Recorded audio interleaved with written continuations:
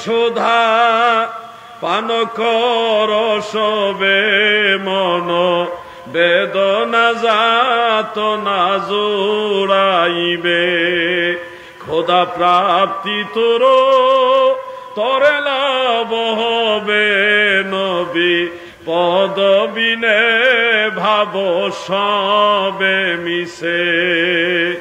আল্লাহর হাবিবের কদম মুবারকের সাথে যদি আপনার সম্পর্ক না থাকে আপনার সবকিছু মিথ্যে, সব বৃথা, জিন্দেগিটাই আপনার সবকিছু বরবাদ হয়ে যাবে। আখেরাতে যদি আল্লাহর নবী বলে আমি তোমাকে চিনি না, তাহলে তোমার আর আল্লাহর হাবিব যদি কোনো গুনাহগারকে বলে হে আমার আল্লাহ এই লোকটা আমার উম্মত, তাহলে সেই লোক নবীর শাফাআতে জান্নাতে যাবে, এতে কোনো সন্দেহ। এই দুনিয়ার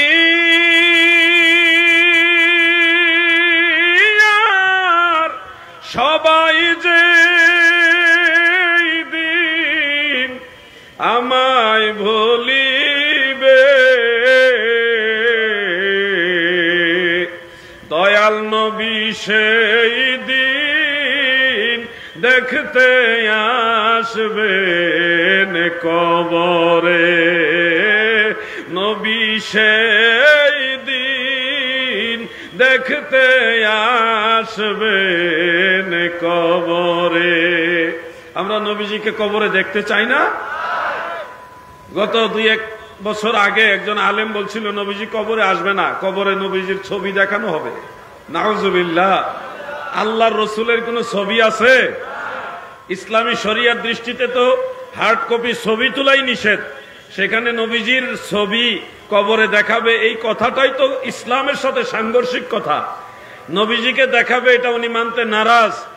অনেক সময় বলে রুমালের ভিতরে দেখাবে, অনেক সময় বলে কবর থেকে মদিনা মুনাওয়ারা পর্যন্ত সুরঙ্গ করবে মাটির নিচ দিয়ে, সেই সুরঙ্গ দিয়ে দেখাবে। এই বোকা মানুষগুলি তারা ভাবে না যে এই চট্টগ্রামের পটিয়া থেকে আমি যদি আমার কবর থেকে মৃত্যুর পরে কবর থেকে মদিনা শরীফ পর্যন্ত দেখতে পাই, তাহলে আল্লাহর নবীর মর্যাদা কত বেশি। আমার নবী তো সারা সৃষ্টি জগৎ দেখতে পাবে, এটা স্বাভাবিক, ঠিক কিনা? কিন্তু নবীজি দেখতে পায় ওটা মানে না, সে মরার পরে কবর থেকে মদিনা দেখবে, এটা সে সাবিত করতে চায়। আমার নবীজি কবরে আসবে এটা মানতে নারাজ। অথচ হাদিসে যেটা উল্লেখ রয়েছে বিশুদ্ধ হাদিসে, কবরের মধ্যে 3টা প্রশ্ন হবে। 3 নম্বর প্রশ্নটাই হলো মা কুনতা তাকুলু ফি হাযার রাজুল, এই উপস্থিত ব্যক্তি সম্পর্কে তুমি কি বলতে? এই প্রশ্নের উত্তর আপনি তখন দিবেন। কিভাবে দিবেন? ইমাম মহিউদ্দিন নববী রাহমাতুল্লাহ আলাইহি মুসলিম শরীফের শরাল মিনহাজের মধ্যে লিখতেছেন, এমনকি মেরকাতের মধ্যে মুল্লা আলী কারি রহমাতুল্লাহ আলাই তিনিও লিখেছেন, এবং শিহাবউদ্দিন কাস্তাল্লানি রহমাতুল্লাহ আলাই মাওয়াহিবুল লাদুনিয়ার মধ্যে এই কথাটা উল্লেখ করেছেন। যদিও তিনি একটা ভিন্ন মত উল্লেখ করেছেন, কিন্তু ইমাম নববীর ফায়সালা হলো যে হাজা এটা ইসমে ইশারা, এটা হাজেরের মাটির ব্যক্তির ফায়দা দেয়। অর্থাৎ যখন প্রশ্ন করা হবে মা কুনতা তাকুলু ফি হাযার রাজুল, এই হাজার রাজুল দিয়ে বোঝা যায় নবীজি আপনার কাছে হাজির থাকবে, নবীজিকে আপনি দেখবেন, নবীজি আপনাকে দেখবেন। এই অবস্থায় ঈমানি জবানে সেদিন আমার নবীজিকে দেখে নবীর কালেমা পড়ে সাক্ষী দিবেন হাযা নবিয়ুনা মুহাম্মাদুর রাসূলুল্লাহ সাল্লাল্লাহু আলাইহি ওয়াসাল্লাম। আমরা নবীজিকে কবরে চিনতে চাই কিনা? মহব্বতে বলেন চাই কিনা? বন্ধু নাই রে, বান্ধব নাই রে, যেই জায়গায়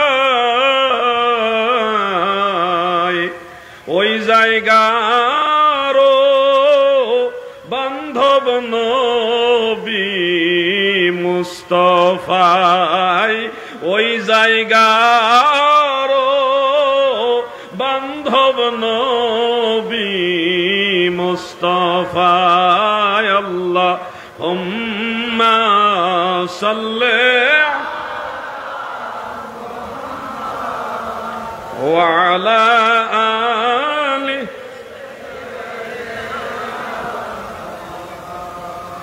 ওয়া আলা আলি সাইয়্যিদিনা। নবীজির ব্যাপারে যখন কথা বলেন তখন কিছু মানুষের কাছে এটা ভালো লাগে না, কেমন যেন তাদের মনে হয় এটা তাদের বিরুদ্ধে বলা হচ্ছে। আমরা বলি নবীর পক্ষে, আর তারা মনে করে তাদের বিরুদ্ধে। আসলে আমরা নবীজির কথা যখন বলি কারো বিরোধিতার জন্য বলি, কারো বিরোধিতার জন্য তো বলি না। রাসূল পাক সাল্লাল্লাহু আলাইহি ওয়াসাল্লামের মহব্বতের নবীর কথা বললে যখন আপনার কাছে মনে হবে এটা আপনার বিরুদ্ধে, তখন বুঝে নেবেন আপনি নবীর দলে নাই, আপনি নবীর দুশমনদের দলে চলে গেছেন। ঠিক কিনা বলে?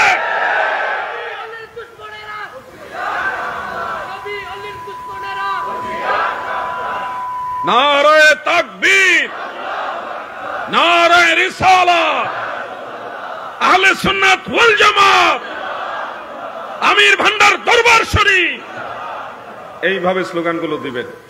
এরপরে নবীর দুশমনরা এমনেও মরবো হেমনেও মরবো, এগুলি দুনিয়াতেও মরবো পরকালেও মরবো। এতে বাঁচার কোনো কায়দা নাই, কারণ নবী ছাড়া উপায় নাই। উপায় আছে?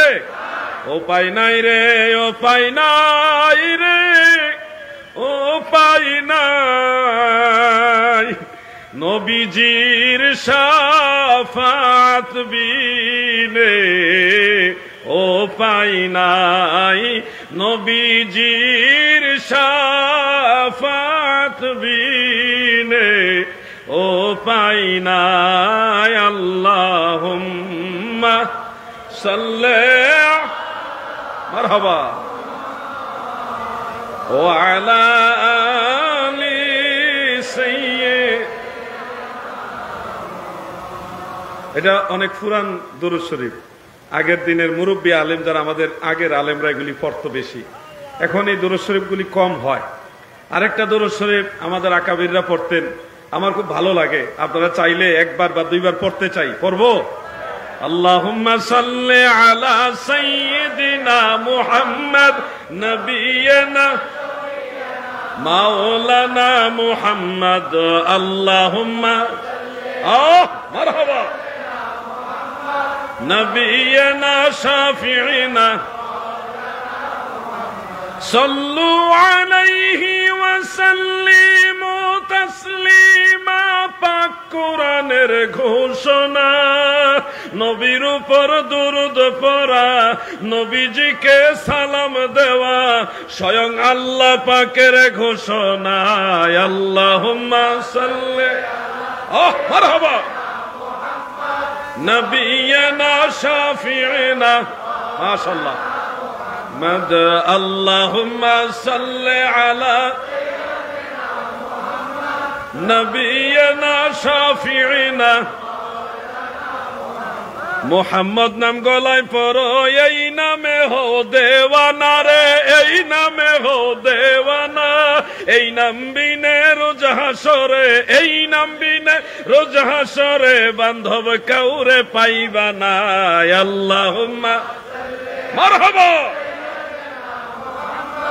নবিয়িনা শাফিঈনা মাওলানা মুহাম্মদ। আল্লাহুম্মা সাল্লি আলা নবিয়িনা। আশেকানরা পড়ে দরুদ, এই আশেকানরা পড়ে দরুদ নবীজির উপরে। ওয়াহাবিরা জইলা মরে, খারিজিরা জইলা মরে দুরুদের আওয়াজে। আল্লাহুম্মা মারহাবা নবিয়িনা শাফিঈনা মুহাম্মদ। আল্লাহুম্মা সাল্লি আলা নবিয়িনা শাফিঈনা। আমি যেটা বলছিলাম, নবীজি ছাড়া আমাদের কোনো উপায় নাই। নামাজে দাঁড়াই নবীর তরিকায়। নবীজিকে কোন জায়গায় ভুলে যাবেন আপনি? মাথায় টুপি দিয়েছেন কেন? নবীজির কারণে। নবীজি টুপি দিয়েছে এজন্য টুপি দিয়েছি। মুখে দাড়ি রেখেছেন কেন রেখেছেন? আল্লাহর নবী রেখেছে তাই আমি দাড়ি রেখেছি। কেন আপনি পাঞ্জাবি পরেন? উত্তর হবে আল্লাহর রসুল পাঞ্জাবি পরেছে তাই আমি পরি। কেন আপনি রুমাল ব্যবহার করেন? উত্তর হবে আল্লাহর রসুল ও রুমাল ব্যবহার করেছেন তাই আমি রুমাল ব্যবহার করি। কেন আপনি পাগড়ি ব্যবহার করেন?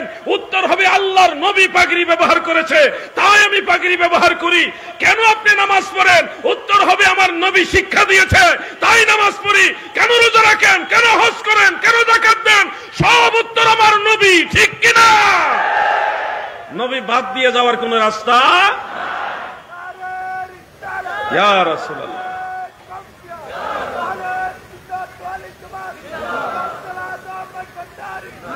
প্রিয় ভাই আমার, দিলের কান লাগায় কথাগুলো শুনবেন। নবীজির আলোচনা শুনলে চেহারা মলিন হলেই বুঝবেন ডাল মে কুচ কালা হয়। ভেজাল আছে, ভেজাল আছে। আমার নবীজিকে সর্বোচ্চ ভালোবাসতে হবে, কোনো সীমা রেখা দিয়ে না। হ্যাঁ, আল্লাহ মনে করা যাবে না। মোহাম্মদ খুদা নেহি মগর খুদা সে জুদা নেহি। জুদাই এটা এমন নয় যে আল্লাহ তাআলার ওয়াহদানিয়তের অংশীদার ওই হিসাবে না। এই জুদাই এটাকে বোঝানো হয়েছে আল্লাহর বন্ধু, আল্লাহর নবী, আল্লাহর রসুল, আল্লাহর হাবিব। আল্লাহ তাআলার সাথে প্রেমের সম্পর্কের ব্যাপারে নবীউল্লাহ, রসুলুল্লাহ, হাবিবুল্লাহ আরো যত লক্ষব রয়েছে, এই সব দৃষ্টিতে আমার নবীকে আল্লাহ থেকে জুদা করা যাবে। যারা জুদা করবে তাদের ইমানে ঝামেলা। ইমানে কি ঝামেলা। নবীজিকে ভালোবাসলে আল্লাহর ভালোবাসা আদায় হয়, নবীজিকে বাদ দিয়ে আল্লাহর ভালোবাসা আদায় করা যায়। মাইয়্যিতির রাসূলা ফাকাদ আতা আল্লাহ। রাসূল মানলে আল্লাহ মানা হয়। রাসূল সাল্লাল্লাহু আলাইহি ওয়াসাল্লামকে বাদ দিয়ে আল্লাহ মানা যায় না। তুমি যদি বলো আমি কোরআন মানবো, আল কোরআনের আলো ঘরে ঘরে জ্বালো, ভাই আমার, শুধু কোরআন দিয়ে নামাজ পড়তেও পারবে না। কারণ শুধু কোরআনে 82 জায়গায় নামাজের আদেশ আছে, আকিমুস সালাহ, নামাজ কায়েম করো। কিন্তু নামাজ কিভাবে পড়বেন এই পদ্ধতি ধারাবাহিকভাবে কোরআনে নাই। এই পদ্ধতি আপনাকে শিখতে হলে মদিনাওয়ালাকে অনুসরণ করতে হবে। যদি শুধু কোরআনের দোহাই দেন তাহলে রোজাও রাখতে পারবেন না, হজও করতে পারবেন না, যাকাতও দিতে পারবেন না। কারণ সুস্পষ্টভাবে ধারাবাহিক একেবারে আমরা যেইভাবে রোজা রাখি, হজ করে, যাকাত দেই, স্পষ্ট কোরআনে স্পষ্ট ব্যাখ্যা নাই, মূল জিনিসগুলি আছে। কিন্তু আপনি যদি ইসলামকে পরিপূর্ণরূপে বাস্তবায়ন করতে চান তখন আল্লাহর নবীকে মানতে হবে। মা আতাকুমুর রাসূলু ফাখুযুহু, রাসূল যা নিয়ে এসেছে তোমরা তা গ্রহণ করো। ওয়া মা নাহাকুম আনহু ফান্তাহু, রাসূল যা নিষেধ করে তোমরা তা বর্জন করো। অর্থাৎ নবী বাদ দিয়ে কোরআন মানাও যায় না, নবী বাদ দিয়ে আল্লাহ মানা যায় না। অতএব আল কোরআনের আলো ঘরে ঘরে চালো, এটুকু সীমাবদ্ধ থাকলে হবে না, বরং বলতে হবে কোরআন সুন্নাহর আলো ঘরে ঘরে। আমাদের সমাজে কিছু স্লোগান আছে, ডানে বামে দেখবেন আল কোরআনের আইন চাই, সৎ লোকের শাসন চাই। তো তুমি শুধু কোরআনের আইন চাও, রসুলের হাদিস কি বাদ দিয়ে দিবা? শুধু কোরআন দিয়ে কি ইসলাম, না কোরআন সুন্নাহ দুইটা দিয়ে ইসলাম?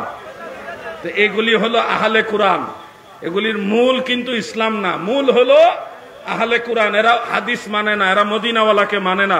খ্রিস্টানরাও আল্লাহ বিশ্বাস করে, ইহুদিরাও আল্লাহ বিশ্বাস করে, হিন্দুরাও সৃষ্টিকর্তা বিশ্বাস করে, বৌদ্ধ ধর্মের লোকেরাও সৃষ্টিকর্তা বিশ্বাস করে, জৈন ধর্মের লোকেরাও সৃষ্টিকর্তা বিশ্বাস করে। সব ধর্মের লোক যারা আস্তিক তারা সবাই সৃষ্টিকর্তা বিশ্বাস করে। কিন্তু আমরাও সৃষ্টিকর্তা আল্লাহকে বিশ্বাস করি। তাদের সাথে আমাদের বেশ কম হলো, তারা আল্লাহ মানে, নবী মানে না। আর আমরা আল্লাহও মানি, আল্লাহর নবীও মানি, ঠিক কিনা? ইমানের মূল বিষয় হলো মদিনাওয়ালা। এই জন্য আশেক বলেন, ইমান মুহাব্বত আমার নবী মুস্তাফার গো, খাকে গলি মদিনার শতত বিছানা মোর, বালাখানা হইল মোর গলি মদিনার গো। ইমান মুহাব্বত আমার নবী মুস্তাফার গো। আল্লাহুম্মা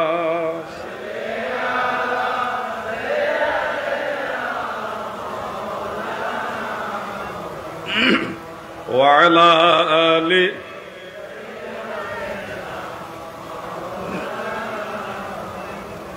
নবীর কথা বলি, এতে যদি আপনার দৃষ্টিতে আমি খারাপ হই তাহলে আপনার এই দৃষ্টি আমার কোনো কিছুই ক্ষতি হবে না। গোলাম হয়ে মরতে চাই, কি বলেন? নবীর গোলাম হয়ে মরতে চাই কিনা?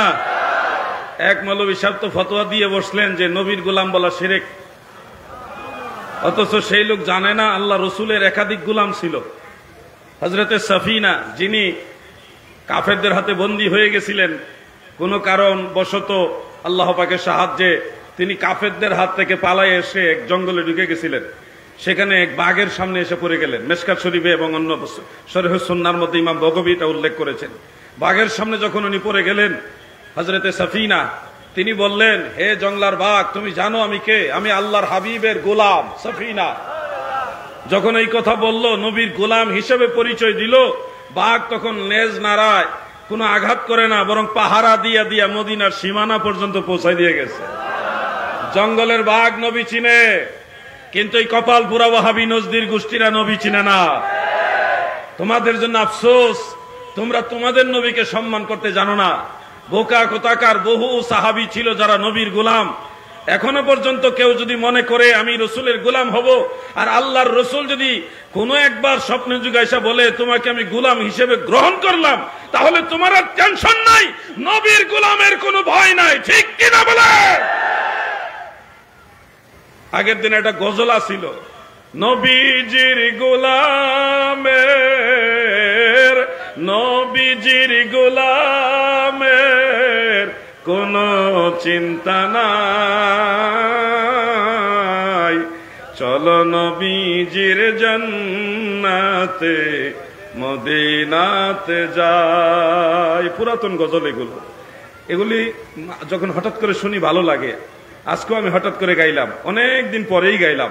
নবীর কথা বললেই ভালো লাগে। খবরদার, ঈমান নষ্ট করা যাবে না। বহু রকমের ছলনা চতুর্দিক থেকে আসবে। এই বাংলা ভারতবর্ষে অনেক সাহাবী এসেছে, মনে রাখবেন। এই বাংলাদেশে ঐতিহাসিকভাবে জানা যায় 4 জন সাহাবী এসেছেন। কয়জন? 4 জন রসুল পাক সাল্লাল্লাহু আলাইহি ওয়াসাল্লামের সাহাবী বাংলাদেশে এসেছে। তার বাস্তব চিত্র দেন 2টা। একটা চিত্র হলো বাংলাদেশের লালমনিরহাটে একটা মসজিদ পাওয়া গেছে, যে মসজিদের মধ্যে স্থাপন কাল, যেটা স্থাপিত কাল, এটা লেখা আছে 67 হিজরি, 66 হিজরি। এই 66 হিজরি সালে লালমনিরহাটে মসজিদ বানাইছে রসুলের সাহাবারা। সেই মসজিদ খুঁজে পাওয়া গেছে। দ্বিতীয় আরেকটা মসজিদ সম্ভবত 60 থেকে 70 হিজরির দিকে, 62 হতে পারে, 60 থেকে 70 হিজরির দিকে ব্রাহ্মণবাড়িয়া জেলা আখাউড়া থানা খরমপুর গ্রামে একটা মসজিদ আছে। হযরতে সৈয়দ আহমদ গেসু দারাজ ওরফে কেল্লা শহীদ রহমতুল্লাহ আলাইহির দরবারের যে মসজিদ, এটা কিন্তু উনার আমলের না, আরো আগের মসজিদ। ওই মসজিদটার স্থাপিত কাল হলো 60 থেকে 70 হিজরি, সম্ভবত 62 হিজরির দিকে। তার মানে ওই সময় সাহাবাই কারামের সময়, সাহাবীরা ইসলাম প্রচারের জন্য এখানে এসেছিলেন।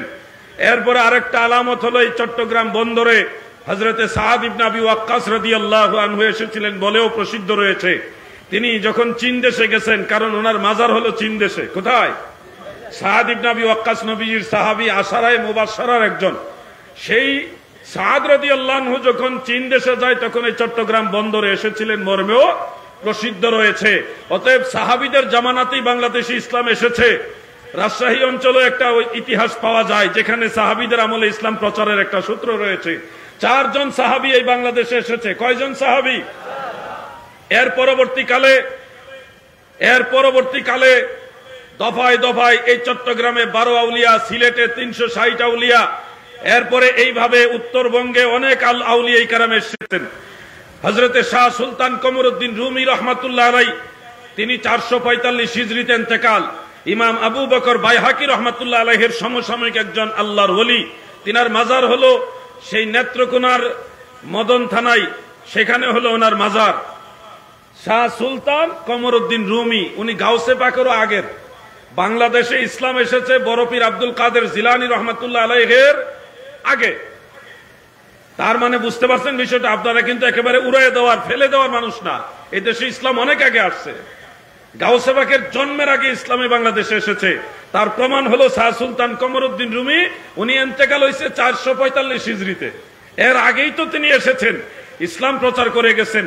হযরত শাহজালাল, শাহপুরান, 360 আউলিয়া, এই চট্টগ্রামে 12 আউলিয়া, অসংখ্য আউলিয়া কেরাম এসেছে, ইসলাম প্রচার করেছে। শুনতে পাচ্ছি ঢাকায় হযরতে শাহ সুফি শরফুদ্দিন চিশতি রহমতুল্লাহ আলাইহির মাজার নাকি একটা মহল ভেঙে দিবে। খবরদার, মৌচাকে ঢিল মেরো না, পানির নিচে লুকায়াও বাঁচতে পারবে না। শাহ হযরতে শরফুদ্দীন চিশতি, তিনি আল্লাহর ওলি, এই ব্যাপারে কোনো সন্দেহ নাই। এখনো পর্যন্ত সেই দরবার থেকে প্রতিদিন লঙ্গরখানার মাধ্যমে বহু ক্ষুধার্ত মানুষের খাবার দেওয়া হয়, অসহায়ের আশ্রয় দেওয়া হয়। সেই শরফুদ্দীন চিশতি রহমাতুল্লাহ আলাইহির মাজার ভেঙ্গে এখানে তারা বহুতল বিশিষ্ট বিশাল বড় অট্টালিকা বানাবে, বিশাল বড় এই করবে। মাজার ভাঙ্গার এই স্বপ্ন বলবো না, এই দুঃস্বপ্ন দেখবেন না। প্রয়োজনে নবীর দুশ্মন আল্লাহর ওলিদের এই দুশ্মনদের বিরুদ্ধে যুদ্ধ ঘোষণা করা হবে। এই দেশ কোন নাজদের দেশ না, এই দেশ কোন খারেজির দেশ না, এই দেশ আল্লাহর ওলিদের দেশ। যতদিন আমরা বেঁচে আছি, ওলি আল্লাহর সৈনিকরা বেঁচে আছে, কোন ওলি আল্লাহর মাজারে হাত দিতে দেওয়া হবে না, হবে না, হবে না।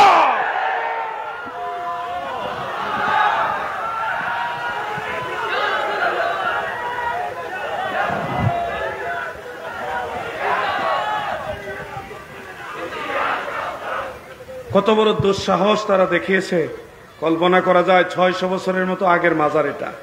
কয়শো বছর? 600 বছরের মতো আগের মাজার, এটা ভেঙে ফেলবে তারা। কি আজীব ব্যাপার! এরা ক্ষমতা পাওয়ার আগেই ওলি আল্লাহর মাজার ভেঙ্গা শুরু করে দিয়েছে।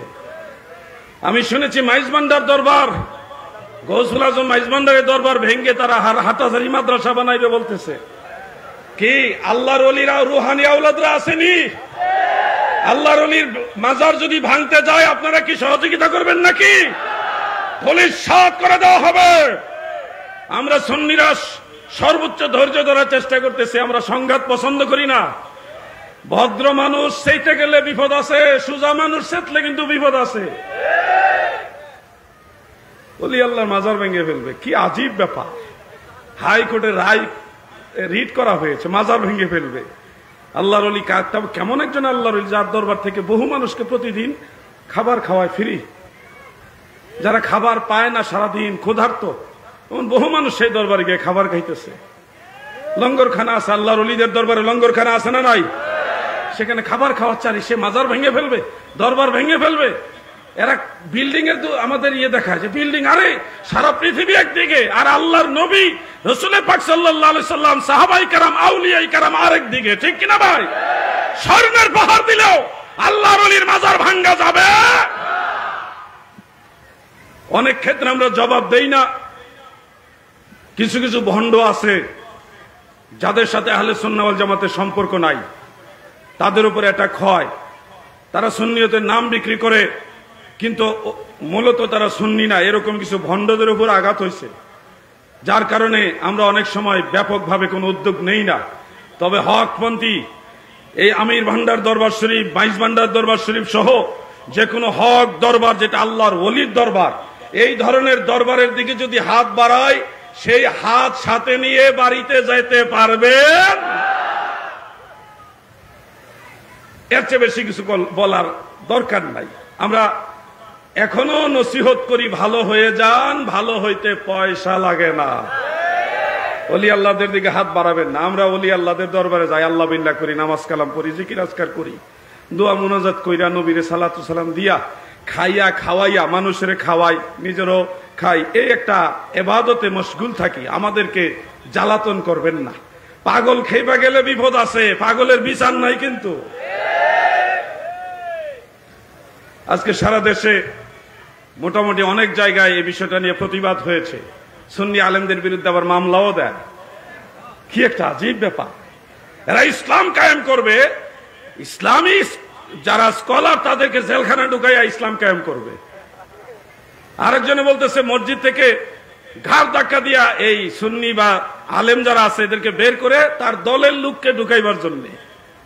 এই ধরনের কথা বাংলাদেশে বলা সাহস তারা পাচ্ছে। আমরা এগুলি শুনে মুসকি মুসকি হাসি। কেন জানেন?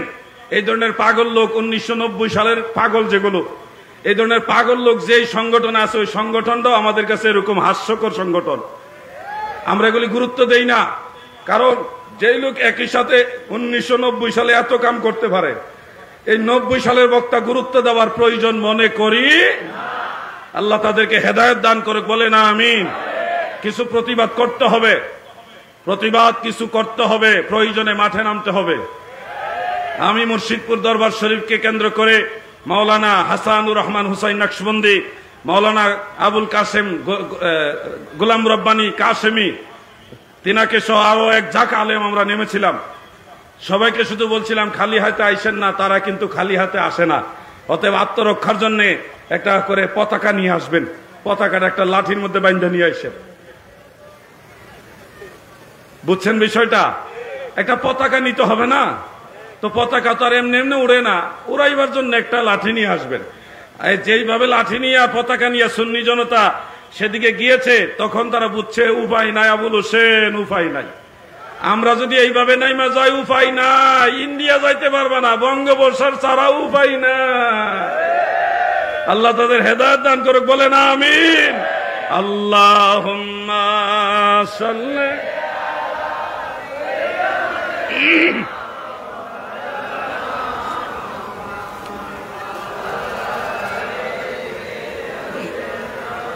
মাওলানা। মাইকটা বাবাজি এক জায়গায় রাখেন, আমার গলা টানতেছে। একবার ভালো করেন, আরেকবার খারাপ করেন কেন বুঝলাম না। ভালোই তো মাইক, সুন্দর মাইক, একবার ভালো সাউন্ড পাই, আরেকবার দেখা যায় গলা টানে। এরকম করেন, এক জায়গায় রাখেন, এটা যেন আরাম পাই। আর আপনারা কি দুর্বল হয়ে গেছেন নাকি? নবীর প্রেমিকরা কি দুর্বল হয়? আসেন দুরূদ শরীফ পড়ি। আল্লাহুম্মা সাল্লি মারহাবা মাওলানা মুহাম্মদ ওয়া আলা।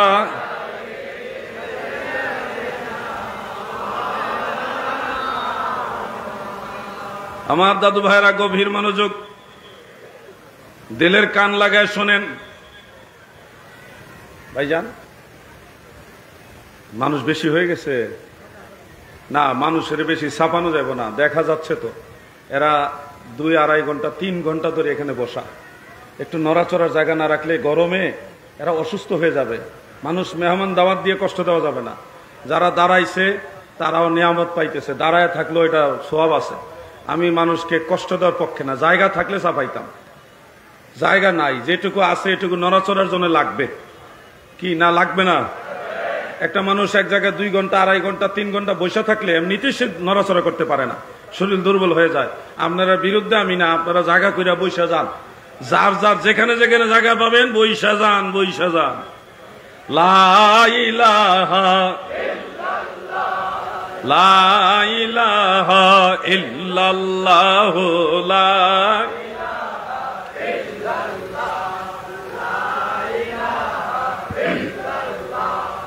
লা ইলাহা ইল্লাল্লাহ, লা ইলাহা ইল্লাল্লাহ। আপনারা চুমা খাইলেন, চোখে মাসেহ করলেন। আজকে সৌভাগ্যবশত নাকি দুর্ভাগ্যবশত একজন বক্তার ওয়াজ শুনলাম সোশ্যাল মিডিয়ার মাধ্যমে। তিনি বলতেছে এই চুমা খেয়ে চোখে লাগানো এটা বেদাত, এটা নাকি কোনো হাদিসে নাই, এবং এটার চরম বিরোধিতা উনি করলেন। আমি যদিও ইমামুল হারামাইন মুল্লা আলী কারি রহমাতুল্লাহ আলাইহি তিনি দাইলামি শরীফের সে হাদিসকে আমলের জন্য কাফি বলেছেন। কুলতু ওয়াইজা সাবাতা রাফউহু আলা সিদ্দিকিন ফায়াকফিয়াল আমালু বিহি, আমল করার জন্য দাইলামি শরীফের সেই হাদিস যথেষ্ট, গ্রহণযোগ্য হিসেবে তিনি বলেছেন এটা যথেষ্ট। কোন কিতাবের রেফারেন্স নাই, এই রেফারেন্স ছাড়া কথা কি গ্রহণ করবেন? ইসলামটা তো হঠাৎ করে লাভ দিয়া এখানে আসেনি, 1450 বছর পার হয়ে আসছে। এই 1400 বছরে কোনো না কোনো একজন ইমাম এটাকে বেদাত বলবে না? যদি এটা বিদাত হইতো তাহলে তো বিদাত কেউ না কেউ বলে যেত। এই 1400 বছরের ইতিহাসে কেউ এটাকে বিদাত বললো না, বরং আমরা দেখি আগের ইমামরা এটাকে মুস্তাহাব, তো সুফিয়ার মধ্যে লেখা আছে এটা মুস্তাহাব, এবং শারহুল কবিরের মধ্যে কুহুস্তানি তিনিও লিখেছে এটা মুস্তাহাব। এছাড়াও আরো বহু কিতাবে লেখা আছে এটা মুস্তাহাব, জায়েজ, সওয়াবের কাজ। আর হঠাৎ মৌলবী তার বিশাল বড় দলিল নিয়ে আসছে, দলিলের নাম কি? কিতাবুল আন্দাজ। কিতাবুল আন্দাজ মানে কি? অনেক বড় কিতাব, মানে কোন কিতাবে নাই, তার আন্দাজে আছে। সেই আন্দাজের উপরে ডিপেন্ড করে সে বলতেছে নবীজির নাম শুনে চুমা খাওয়া যাবে না, এটা বেদাত। এই পাইকারি কিতাবুল আন্দাজ আমরা মানি না। যদি ইলমি যোগ্যতা থাকে রেফারেন্স দিয়ে আসো, যে অমুক কিতাবে লেখা আছে এটা বেদাত, কোন মন গড়া ফতোয়া চলবে না। ঠিক কিনা বলে?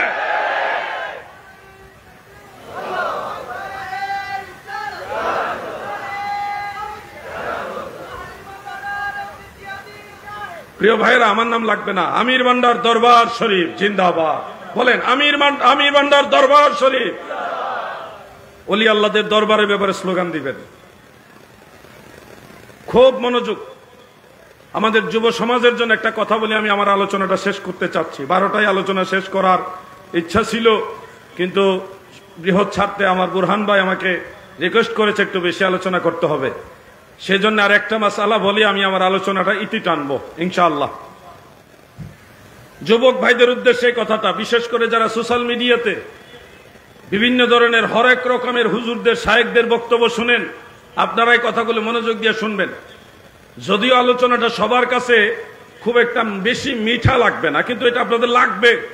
সেই আলোচনাটা হলো, ইদানিং অনেক শায়েখরা, তথাকথিত শায়েখরা বলছে বিদআত মানেই খারাপ।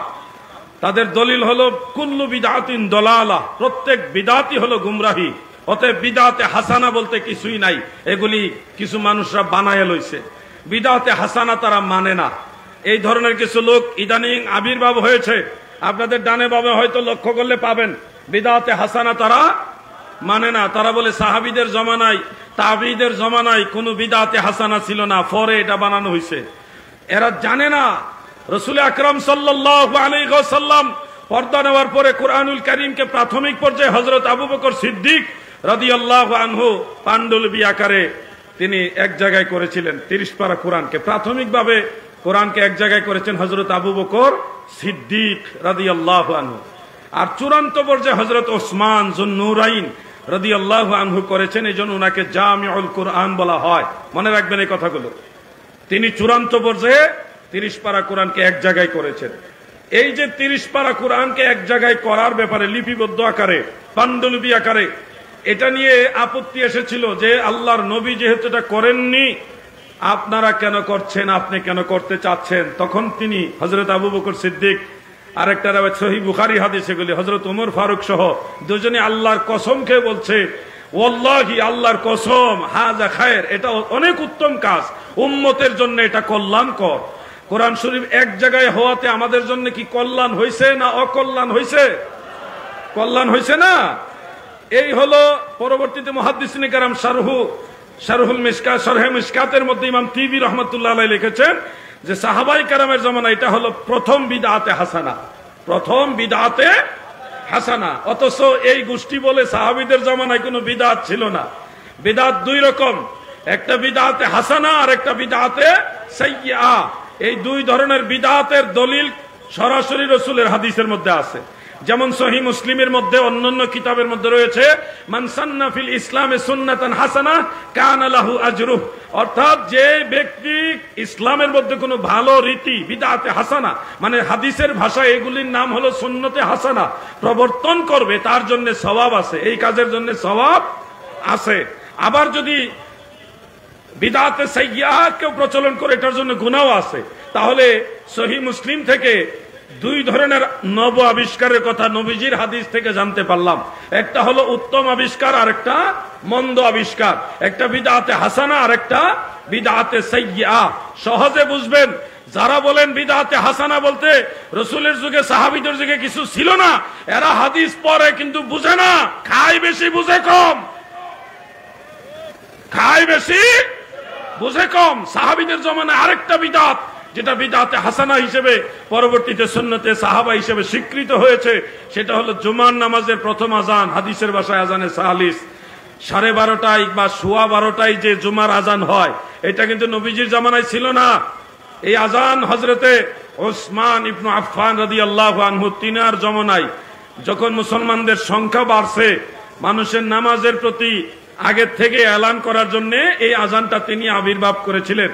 হযরত আব্দুল্লাহ ইবনে ওমর রাদিয়াল্লাহু আনহু তিনি বলেছেন, হাযাল আযানু বিদআতুন, এই আজান হলো বিদআত।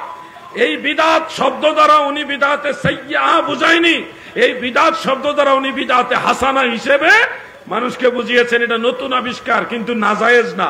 বলেন সাহাবাই কেরাম যেহেতু এই আজান মেনেছেন, এখন পর্যন্ত সে আজান আছে, এটা কি বিদআত হিসেবে আমল করেন না জায়েজ হিসেবে আমল করেন? এই জায়েজ বিদআতটা কখন থেকে আসলো? সাহাবীদের জমানা থেকে আসলো। 3 নম্বরে যারা মনে করেন তাবেঈদের যুগে বিদআত ছিল না বা বিদআতে হাসানা ছিল না, তাদেরকে বলছি জুমার নামাজের সানি খুতবায়, জুমার নামাজের সানি খুতবা মানে দ্বিতীয় খুতবায়, ইন্নাল্লাহা ইয়া'মুরুকুম বিল আদলি ওয়াল ইহসান ওয়া ইতা'i যিল কুরবা ওয়া ইয়ানহা আনিল ফাহশাই ওয়াল মুনকার ওয়াল বাগয় ইয়া'iযুকুম লাআল্লাকুম তাযাক্কারুন। এই যে আয়াতে কারিমা পড়া হয়, এই আয়াতে কারিমা রাসূলের যুগে, সাহাবীদের যুগে কোরআন শরীফের এক জুমার খুতবার মধ্যে ছিল না। হযরত ওমর ইবনে আব্দুল আজিজ রাহমাতুল্লাহ আলাইহি তিনি তাবেঈ ছিলেন, তিনার খেলাফতের আমলে এই আয়াত খুতবার মধ্যে নতুন করে প্রবেশ করানো হয়েছে। এটা বিদআত হলেও এটা সুন্নতে হাসানা, বিদআতে হাসানা। এই জন্য সব বিদআত খারাপ বলার কোনো সুযোগ নাই। তাবেঈদের যুগে বিদআতে হাসানা ছিল। আমি একেবারে সহজ করে বিষয়গুলো আপনাদের সামনে তুলে ধরছি। যারা আমাদেরকে বোঝাচ্ছে কুল্লু বিদআতিন দালালা, এরা শুধু হাদিসের মূল ইবারত পড়ে, হাদিসের ব্যাখ্যা পড়ে না, বলে না। হাফিজুল হাদিস ইমাম ইবনে হাজার আসকালানী রাহমাতুল্লাহ আলাইহি, ইমাম মুল্লা আলী কারি রহমতুল্লাহ আলাইহি এবং ইমাম বদরুদ্দিন আইনি, শিহাবুদ্দিন কাস্তালানি, অন্যান্য মুহাদ্দিসরা, ইমামরা, যারা নির্ভরযোগ্য মুহাদ্দিস ইমাম মুহিউদ্দিন নববী সহকারী, ইবনে রজব হাম্বলি, হাফিজ ইবনে তাইমিয়া, হাফিজ ইবনে কাসির, সব বড় বড় ইমামরা বলেছে কুল্লু বিদআতিন সাইয়্যাতিন দালালা, প্রত্যেক মন্দ বিদআত হলো গুমরাহি। ভালো বিদআত গুমরাহি না, মন্দ বিদআত গুমরাহি। এখন যদি বলে বিদআতে হাসানা মানি না, মানা যাবে না, তাহলে 1400 বছরে সাহাবাই কারাম, তাবেঈগণ, পরবর্তীতে 4 মাযহাবের ইমামগণ বা পরবর্তীতে আরো যত আইম্মায়ে কেরাম ছিল, তাদের সবাইকে আপনি অমান্য করা লাগবে। নাউজুবিল্লাহ বলেন। এই জন্য যারা এই ধরনের ফিতনা তৈরি করবে, সেই ফিতনা থেকে আপনারা সাবধান থাকবেন। আমি আসলে এই ধরনের অন্যমনস্ক হয়ে যদি এদিক ওদিক তাকান, আসসালামু আলাইকুম, ভালো আছেন? খেয়াল করি নাই, লড়াচড়া এদিক ওদিক তাকাবেন না। আমি বলেই বলি, তাহিরি সাহেবের সাথে আমি মাহফিল করতে চাই না। ওনার শ্রোতাগুলি কেমন যেন অন্যমনস্ক, এরা ওয়াজ বুঝে না, খালি হই হুল্লোড় চিল্লাফাল্লা করে। ওনার সাথে যে কটা মাহফিল করলাম, ওয়াজ করতে গেলে খালি এদিক তাকা ওদিক থেকে ক্যামেরার দিক ঘোরা করলেন। সকালবেলা দেখা গেছে আপনার নামাজে পাওয়া গেল না, পরের দিন সুন্নিয়তের কোন গুরুত্বপূর্ণ কাজ আপনাকে পাওয়া গেল না। এরকম শ্রোতা আমার দরকার। আমার 100 জন হোক, ওই 100 জনই আমার কাজে লাগবে। কথা শুনতে হবে, এদিক ওদিক তাকাইলে তখন আমাদের আর মন মানসিকতা থাকে না কথা বলার মতো। পাইকারি কথা বলি না দাদু, যে কথাগুলি বলি এগুলি আপনারা বের করতে হলে নিজেরা যদি ট্রাই করেন অনেক কষ্ট করা লাগবে। 4-5 মিনিটে যতগুলি কিতাবের হাওলা দেই, যতগুলি ইমামের নাম বলি, এগুলি স্টাডি করে বের করতে আপনাদের সময়ের ব্যাপার, একটা ব্যাপার সেবার আছে। অতএব আপনাদের ধৈর্য চাই, কথাগুলি মনোযোগ দিয়ে শুনবেন। আর শুনতে না চাইলে আলহামদুলিল্লাহ কম বলবো, কিন্তু আপনাদের বিরক্তির কারণ হতে চাই না। দরুদ শরীফ পড়ি, আল্লাহুম্মা সাল্লি মাওলানা মুহাম্মদ ওয়া আলা।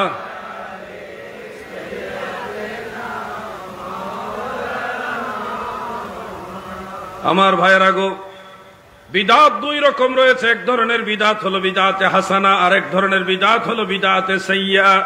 একটা ভালো বিদআত আর একটা মন্দ বিদআত। ভালো বিদআত গুলি অনেক সময় ওয়াজিব হয়, অনেক সময় মুস্তাহাব হয়, অনেক সময় মুবাহ হয়। আর মন্দ বিদআত গুলি অনেক সময় মাকরুহ হয়, অনেক সময় হারাম হয়। সব বিদআত সব সময় একরকম না, এক এক রকম হুকুম রাখে। যেমন কোরআন তেলাওয়াতের সুবিধার্থে জের জবর ফের জজম, এই যে আয়াতের চিহ্ন, ওয়াকফর চিহ্ন, ইলমে তাসবিহ, এই বিষয়গুলি যদিও সরাসরি সুন্নতে রাসূলের মধ্যে নাই, এই সাবজেক্টগুলি পরবর্তীতে আবিষ্কার হয়েছে। হরকত, এরাব, ওলামায়ে কেরাম বলেছেন, ফতোয়ার কিতাবগুলোর মধ্যে রয়েছে। এই বিদআতগুলি হলো বিদআতে হাসানা। এর বিদআতে হাসানা হওয়া সত্ত্বেও এগুলি ওয়াজিব, আমাদের জন্য জরুরি। কারণ কোরআন তেলাওয়াতের ক্ষেত্রে আমাদের কোরআন তেলাওয়াতের সুবিধার্থে জের জবর গুলি কি উপকারে আসে না আসে না?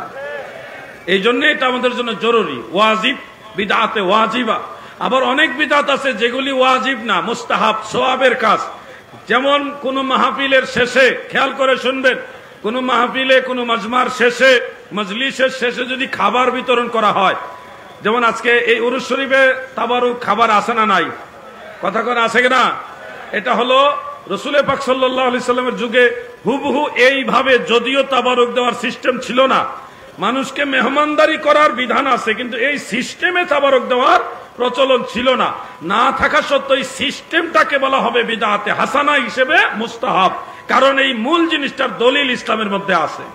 আইয়ুল ইসলামি খায়রুন ক্বালা তুতঈমুত তুআম ইলা আখির, ইসলামের মধ্যে কোন কাজটা সবচেয়ে বেশি উত্তম? আল্লাহর নবী বলে মানুষকে খাবার দেওয়া সবচেয়ে বেশি উত্তম। ওলি আল্লাহদের দরবারে সুন্নি জামাতের মাহফিলগুলিতে তাবারুক হয়, মিলাদুন নবীর বিরানি হয়, হয় কিনা?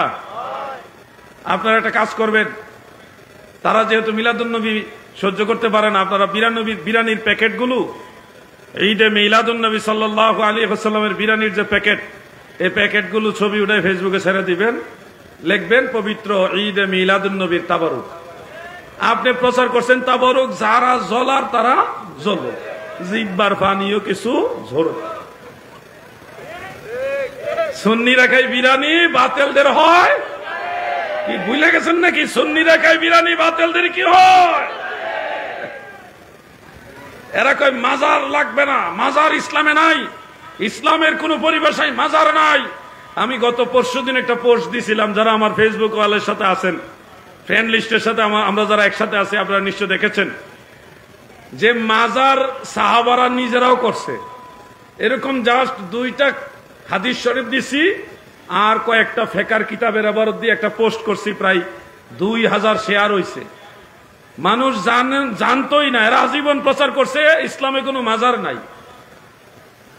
যুবকদেরকে বুঝাইছে মাজার মানে ভেঙে ফেলতে হবে, কারণ হাদিস শরীফে সহিহ মুসলিম আছে, নাহা রাসূলুল্লাহ সাল্লাল্লাহু আলাইহি ওয়াসাল্লাম আইয়ুজাসসাসাল কবর ওয়া আইয়ুকআদ আলাইহি ওয়া আইয়ুবনা আলাইহি, মানে কবরে চুনকাম করা, কবরের উপরে বসা এবং কবর পাকা করা নবীজি নিষেধ করেছেন। এই হাদিস শরীফটা দিয়ে আপনাদের যুবকদেরকে বুঝায় যে ইসলামে কোনো মাজার নাই, উঁচা মাজার ভেঙে ফেলতে হবে, আল্লাহর নবী নিষেধ করছে। কিন্তু মাজার পাকা করার পক্ষে যে আরো হাদিস শরীফ আছে, এগুলি তারা জানেই না। আমার জানা মতে 50টার উপরে মাজার পাকা করার, মাজার করার দলিল আছে 50টার উপরে। কয়টার উপরে? দিছি মাত্র 2টা, এতেই যদি এই নাড়াছাড়া। 2টা হাদিস শরীফ জাস্ট আমি ফেসবুকে প্রচার করছি, তাও এর চেয়ে আরো শক্তিশালী দলিল আমার কাছে মজুদ আছে, আলহামদুলিল্লাহ। এত করে তারা লড়াচড়া বেড়ে গেছে। অনেকে প্রশ্ন করে যে হুজুর তাইলে নবীজি যে কবর ফাঁকা করতে নিষেধ করছেন, ওয়া আইয়ুবনা আলাইহি, ইহার উপরে কবরের উপরে বেনা সৃষ্টি করবে না, কবর পাকা করবে না, নবীজির নিষেধ, এটার ব্যাখ্যা কি? এই ব্যাখ্যাগুলো আপনাদের জানতে হবে। কবর পাকার মাসআলা সম্পর্কে ফুকাহায়ে কেরাম বলেছেন, সাধারণ মুসলমান মারা গেলে তাদের কবর পাকা করা জায়েজ নাই। সাধারণ মুসলমান মারা গেলে তাদের কবর পাকা করা জায়েজ নাই। সহিহ মুসলিমের এই হাদিস শরীফ এই ক্ষেত্রে প্রযোজ্য। কিন্তু যেহেতু নবীজি নিজেই তার নিজের, নবীজির পুত্র হযরতে ইব্রাহিম রাদিয়াল্লাহু আনহু ইন্তেকাল করার পর ওনারও মাজার বানাইছেন নবীজি, উপরে বড় বড় লাল কাকর দিয়া, পাথর দিয়া ওনার কবর শরীফের